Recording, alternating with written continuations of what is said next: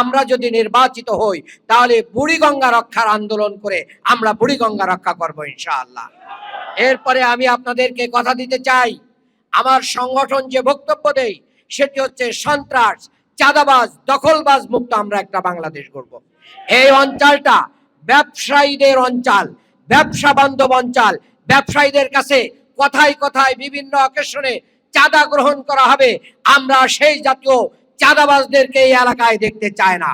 আমাদের জিহাদ, আমাদের যুদ্ধ হবে সমস্ত চাঁদাবাজ, দখলবাজ এবং সন্ত্রাসের বিরুদ্ধে।